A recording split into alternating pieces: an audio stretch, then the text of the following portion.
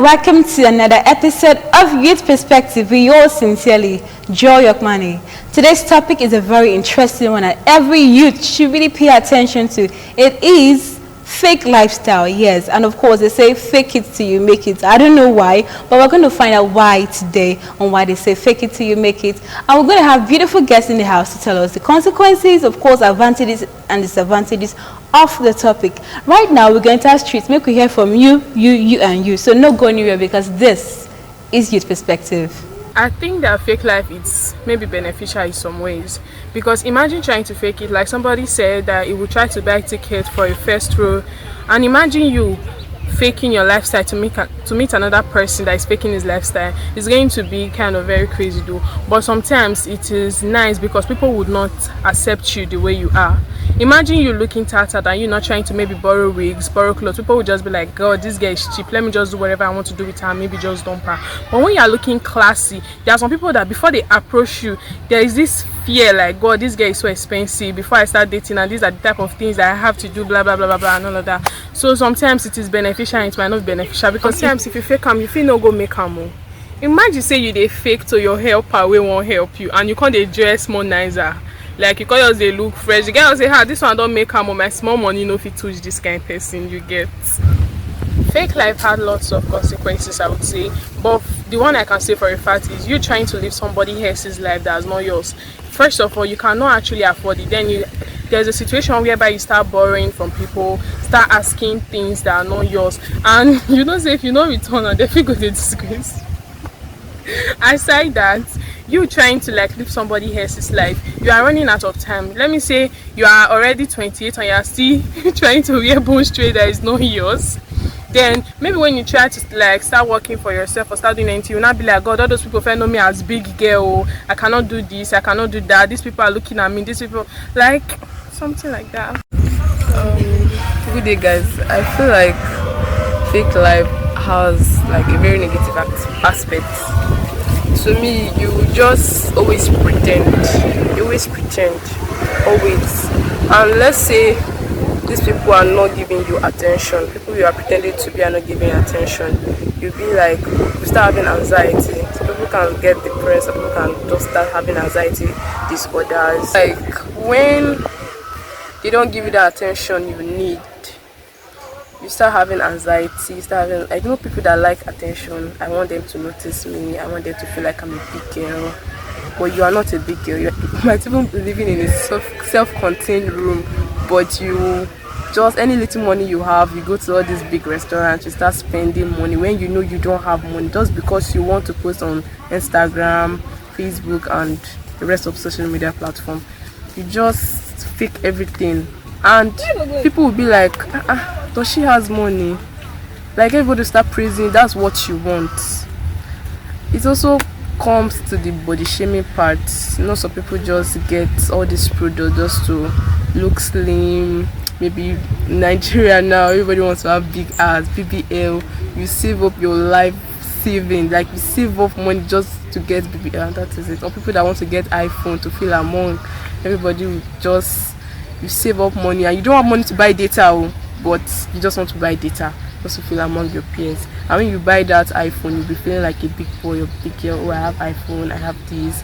And when people are upgrading their iPhones, you don't even have money to upgrade yours. And again, you start working again to get money to get iPhone. And I just feel like you're not supposed to do that. You just have to be yourself. One day you actually have the money to get what you want. Okay, hey beautiful people, now that we've heard from your amazing audience, it is time to hear from our guests. And today I'm not just with one, but with two amazing, beautiful and handsome looking persons around me. From my left hand side I have Sheyi Oluwaseyi for me, yes? Yeah, exactly. Okay, I'm glad I got your name correctly. Nice to have you here. Thank you. You good? Yeah, I'm fine. Are you sure? I'm wonderful. All right. And then of course I have the beautiful Judy. Enough with the flatter. Hi, Joy. Ooh, look at the voice. Oh God, I'm blushing. Imagine. You good? Yes, I'm great. Thank you. All right, nice to have you here. Same. I think it's the first time having you guys here, and it's going to be beautiful, I hope. Yes, hopefully. It's actually a pleasure to be here. All right, just be cool. You'll be good. Okay, of course, like I said earlier, the topic for today is fake life. Let me quote, fake it till you make it. I don't know why they say that, but we're going to find out today why do our generation, why the young ones actually live the fake life, the advantages, of course, disadvantages, and how it may actually be. So first of all, how would you define fake life? Let me start from Judy before I go to the gentleman, since he's the only man here. So let me start from Judy. Okay, I think from the word fake, Yeah. unrealistic, posing to be somebody that you are not for some ulterior motive of that such. Okay. Posing to have what you don't have or to be where you are not just yet for the sake of, I don't know, people's validation or whatever reason that you have Okay. to do that. Yes, so fake life is basically living a life that is unrealistic or that you actually are not living in reality. All right, that's a beautiful one actually. Shani, how would you define fake life? Fake life is the Yes. act of pretending to be what you are not in reality. Faking it, like you said, fake it till you make it. You're not Yeah. even faking it. Exactly, because what's the Please point? let's not be that harsh. Okay, I'm sorry, but like, it's laziness that make you fake it. Because you're not ready to walk. You just want to jump to success like that, and it doesn't work that way. You have to go through the steps. Exactly. You'll break leg now. Where do you already go? Normal. Get. So that's just it's fake That's life. just it, yeah? Yeah. Okay, so let's dive in real quick to what we have for today, since we've gotten definitions of what fake life is from, of course, Judy and, of course, Oluwaseyi Fumi. I like your full name. Okay, let me leave your name alone and just go back to the topic. All right, so basically right now, our society, our generation, to be specific, this is our Gen Z area, yeah, we are very much active online, social Yeah. medias and everything else. So do you feel social media is actually a big factor of why people live the fake life? Mind you, this is not just within our age range, it's even down to the younger ones right now.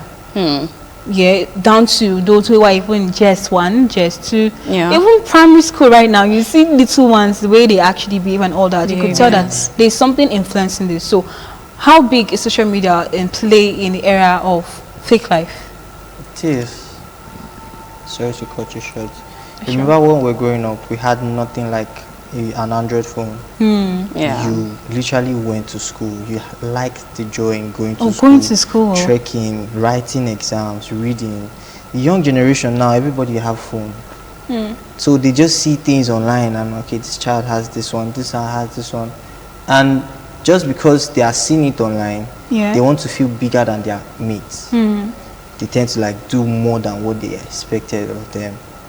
They tend to like pretend to the society. That's when you see a 12 years old girl posting online with nude stuff. Yeah. And like, so like majority of this stuff comes from social media. It's like a Social major media. factor. A major factor. Yes. It really plays into the fact that we right now we actually live the fake life, especially the younger ones. Like we mentioned, I've seen some young girls online. I'm like, Yeah.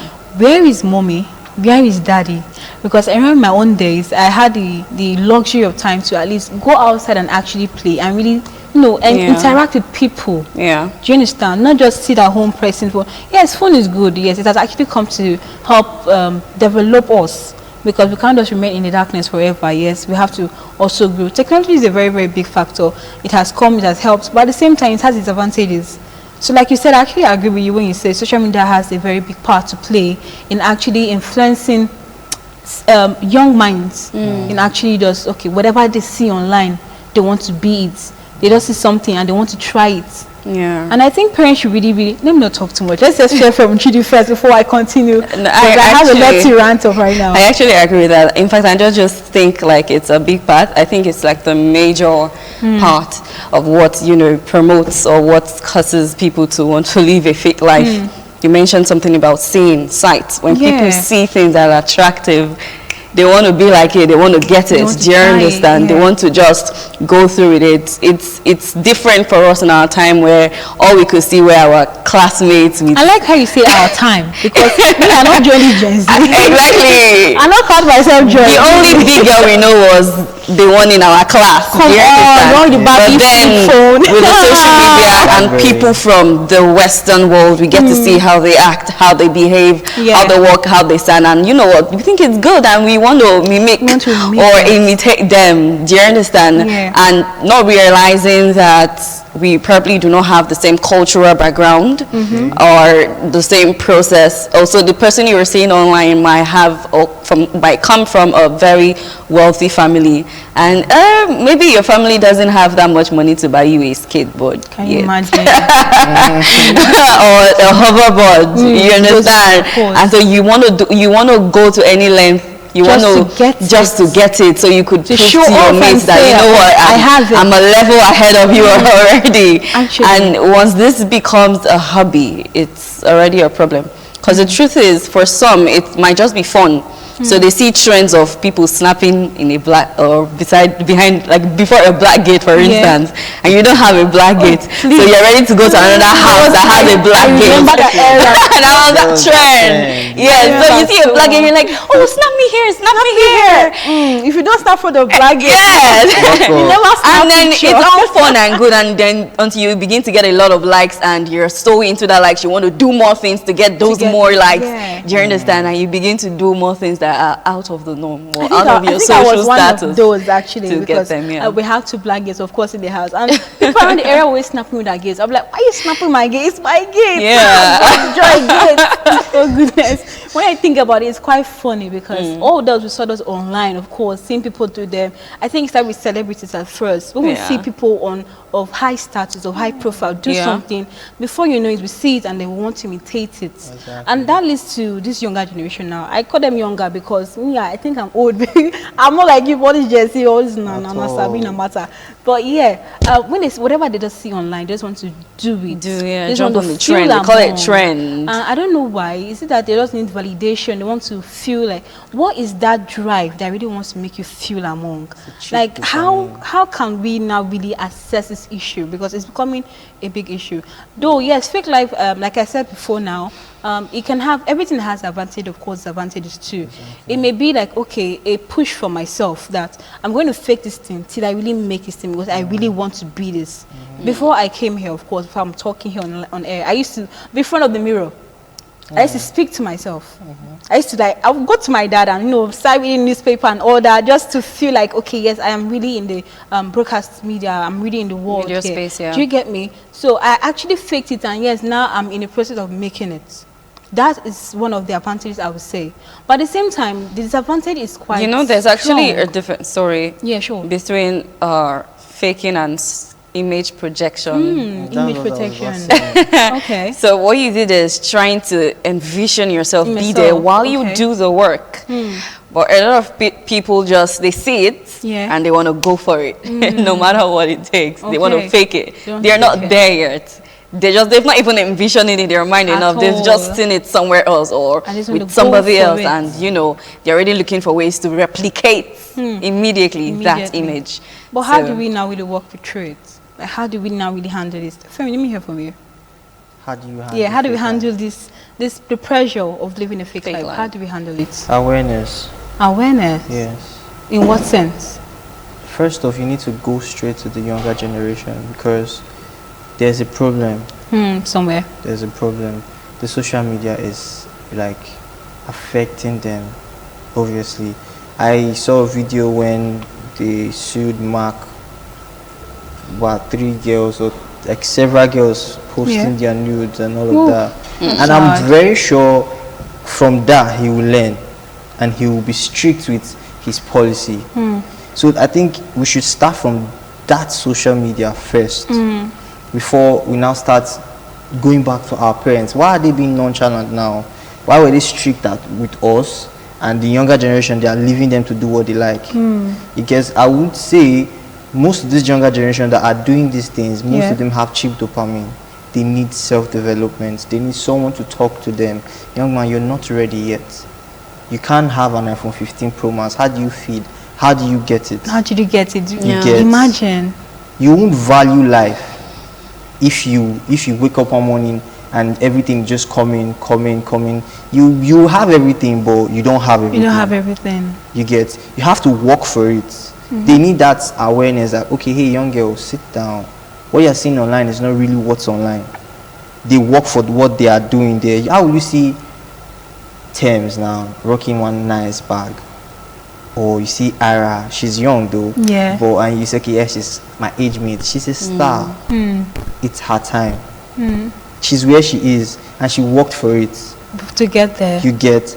Now you are here. You're in like just 3, SS1, SS2, and you're like, okay, I'm seeing this girl online. Oh, she's rocking these clothes. And you want to get it by all means. You start going to thrift stores You just get- to, just to get what you want. You go to thrift stores and I hate some things that people do. You go to a Benin Select and mix yourself with the original. Like, Let's not even go to that trend right now, because people who do that, they really need to be self-aware. they they really need Actually. to. self-aware. And do you think low self-esteem is one of the reasons why people actually really live the fake life? Low self-esteem gets you chickening to your side. Like you don't seek validation if you have low self-esteem.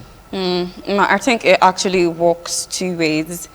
Yes, you could find somebody who actually struggles with low self-esteem, but how he or she handles it is by projecting his or herself more than they actually are.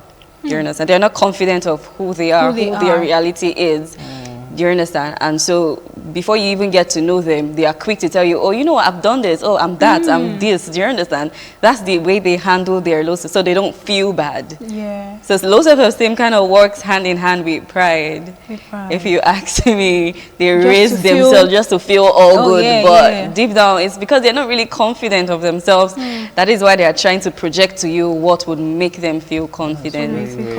What make them feel like, okay, we're on the Yes, same level? I think I'm there. And then I think another thing aside that, seeking validation, is the drive for attention. Attention. Yes, a lot of I think that's a people. big one too. I think for me, I feel like that's the major reason. A lot of people like attention. Just like what we said earlier, the likes. They want to have that 10K likes. They want to have that 20K likes. And when they realize, oh, if I can do this and this to get this amount of attention, then why not go for it? I just need to go to one fancy restaurant, you know, beg somebody to snap their food or to sit by their table. Imagine. And So they could have people on the internet in their DMs saying, oh, you look so, oh, your dress, your outfit is this, you know. So the drive for attention is something that really needs to be tamed so that people would not go out of their way to get it. If you ask me. It's quite crazy how some actually just go, like you mentioned, they just join some people on their table. Oh, can I take a picture with you? And they take, and next thing they're posting. I think sometime back, I remember somebody did that, and the owner of the picture came and like, this is my dinner. This was like my breakfast. How did you get this picture? Like, why are you posting like this is yours? What's going on? I'm going to take a leak. I think it's like a before he comes back. Can you imagine? So it's quite crazy how people really do all that, and they don't remember that they have, and they don't know that you have consequences to all this.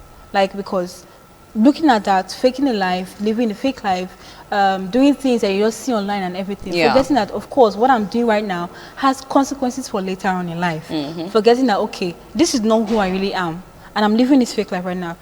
At the process, they can actually lose themselves. What I mean is, they can forget their own identity. They now start having identity crisis. Just imagine, for example, I'm trying to imitate, let me use Thames for example, because I like Thames. So let me say I'm imitating Thames. I start calling myself Temilade, or let me say Lade for short, yes. And the next thing, I'm trying to talk like her, I'm trying to walk like her, I'm trying to speak like her. All that, just trying to live that life that, okay, let me imitate this person to be able to impress other people. Do you get me? Just to still feel among, still in the process of living a fake life, in the process in all that, you can actually now lose yourself. Imagine I forget who I really am. I forget how I actually sound. I forget how I actually make my jokes and actually how goofy I can be. Do you get me? In the process of living a fake life, there should be an awareness that, like we mentioned, awareness is very, very important here, because having awareness in the mind, you know, okay, this is this and this is this, knowing from fake and real, and we should actually just learn how to live the real life, learn to live in the reality that we actually have, and be satisfied with what we have. And I think if there's satisfaction with what you have, where you are, actually, you'll be good. I think that's one of the things. That's just going to be my biggest advice right now to everyone listening right now, is just that you should learn to be satisfied with what you have and where you are, and you'll definitely be good to go. Please, your last advice for people who are watching right now, who are probably battling with these fake life issues and you know, life as a whole. So, the last advice to them. Before we leave Okay, the I think studio. I'll say this. Every life is not a sad life. Every life is just a different life. I need to jot that down. Yes, Say be that again, happy. say that again, say that again. Every life is not a sad life. Every life is just a different life. Be happy with the life that you're living, and you could seek to live a better life at a better pace, Beautiful. basically. I like it. Femi, what about you? Advice. Yes, advice. It's as simple as it's very, very simple. Be patient. If you are climbing a ladder, you don't just jump from the first step To the last to step. the last step. You have to follow due process. Yeah. You get, if you're going straight up, you'll come down. You get, so I would just say, be patient, work on yourself. If you really want to get that thing, work on it. There's nothing that's impossible. Okay, and you just have to adapt to the nature of accepting what you have and who you are. If you don't have it, you don't have it. If you have it, you have it. Don't go around faking XRO to iPhone 13. All right. Imagine. So just be Be patient, satisfied yeah. and be patient. All right. Okay, thank you. Thank you. It's very lovely here. I love this section. Trust me, I actually enjoyed this. I'm sure you all did. If you did not, all for you. So stay tuned and enjoy the rest of the program. Bye. Many of us are wandering the earth, accomplished in many ways, capable of fulfillment at many points, but with a fundamental wound that stops us from becoming who we truly might be. We don't quite know who we are. It isn't, of course, that we can't remember the basics of our biographies. We're unsure around two things in particular. Firstly, we don't have a stable sense of what we're worth. And secondly, we don't have a secure hold on our own values or judgments.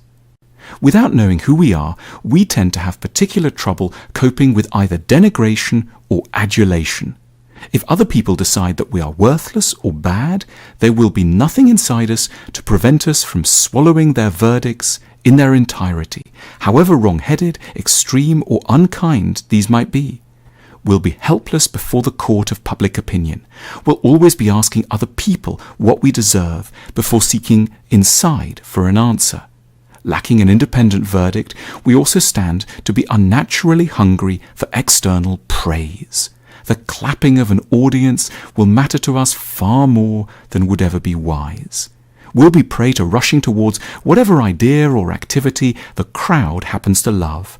We'll laugh at jokes that aren't funny, uncritically accept undeserving concepts that are in vogue, and neglect our truer talents for easy, popular wins.